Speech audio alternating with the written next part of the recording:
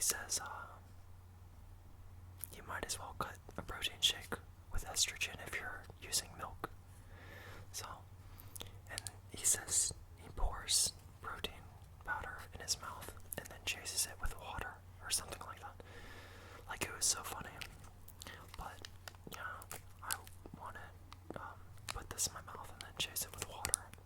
And it's fizzy, so it might have some sounds. I don't know though.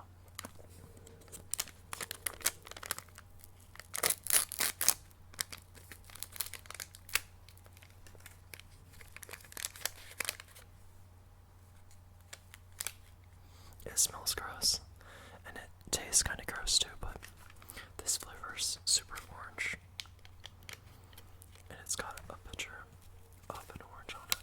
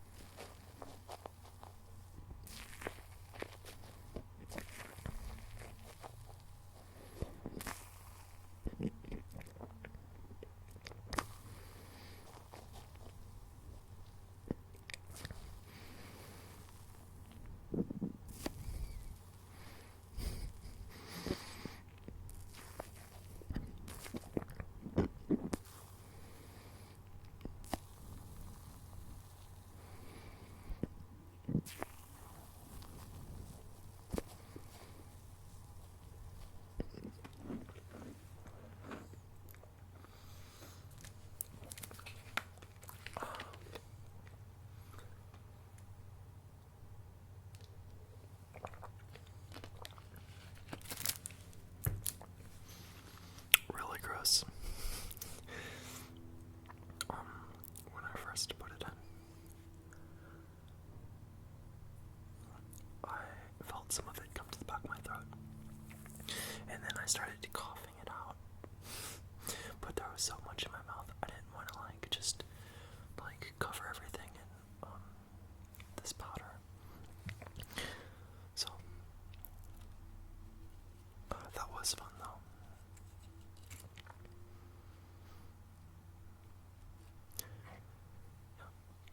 Alright, so the introduction to why I'm making a children's book. When,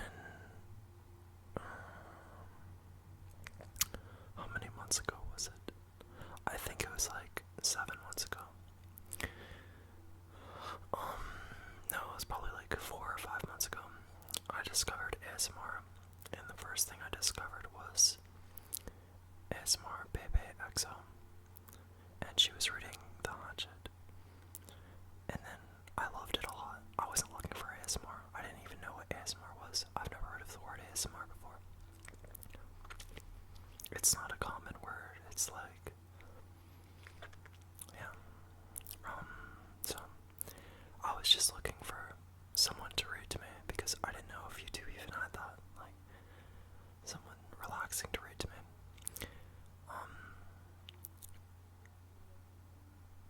Yeah.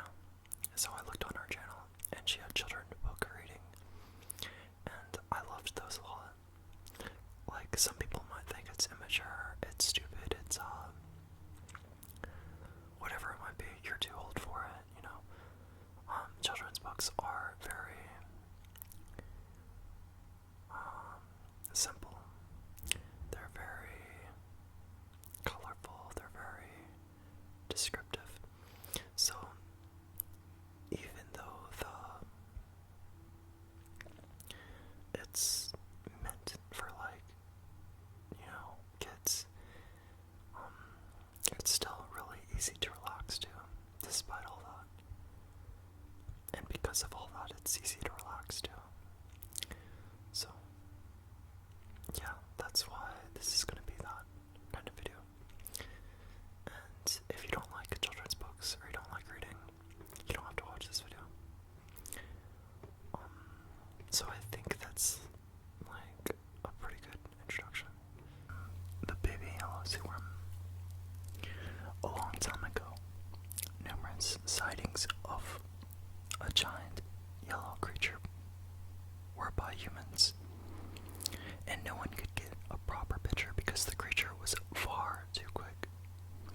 Legend is that he fights giant squids and races through the water very quick. The real reason he's hard to photograph is he only lurks at the deepest parts of the ocean. One day, a hungry red shark was in search of food. He couldn't find anything to eat because no one wanted to get close to him. He traveled further and further down the ocean until he was at the very bottom.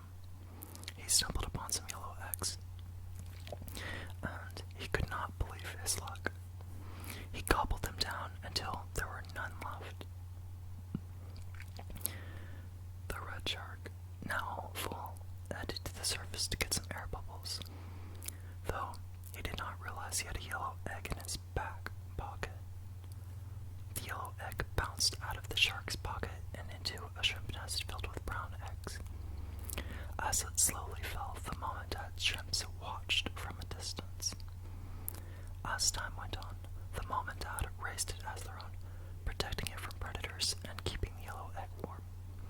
Shrimps are very loving creatures and enjoy helping others.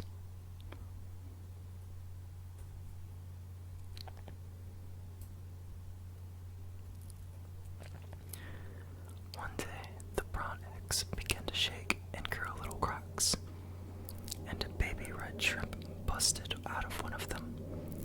However, the yellow egg was not ready to come out. Shrimp, as kind and loving as they are, know nothing of patience, and because they were so impatient, the baby shrimp broke the yellow egg. Out popped a yellow worm, and the baby shrimp's survival instincts kicked in, and they darted back to their parents for safety. The mom and dad told them, although he looks different, he's still family, and for that they loved him. The worm and shrimps did everything together. They ate, they raced, they played tag and hide-and-go-seek. The worms were very fast and cut through the water, leaving his brothers and sisters fighting for second place. One day, the worm journeyed by himself and found a nice brown rock. He began looking around for exploration and discovered a lobster cutting the green sea kelp. The worm couldn't help but notice the lobster's bright, beautiful red shell and asked him where he could get something similar so he could look more like his shrimp family. The lobster found him a nice purple shell to clip onto his tail, and the worm rushed home excited to show his family. The mom shrimp told him that the purple shell was a clam, and it was a living creature, and can't be used for a shell. He needs to find a shell that's empty. With this new knowledge, the worm set out on another journey to find the perfect empty shell. He found a nice purple piece of coral, and it was so beautiful, and he loved the texture, but it just didn't fit right. He kept searching and searching, finally encountering an empty conch shell, which was very beautiful, but again, it did not fit right, and the worm did not understand why the shells were not fitting.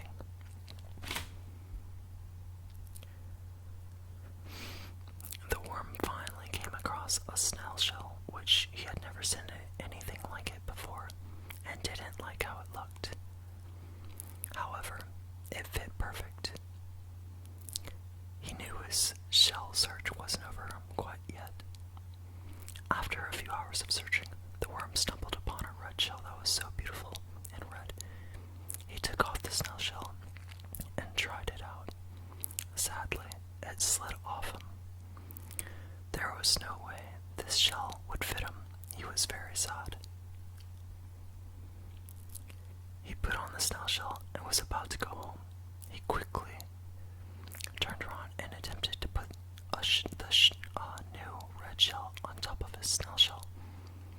It locked into place and he was very happy. He went back to his family to show his new treasure.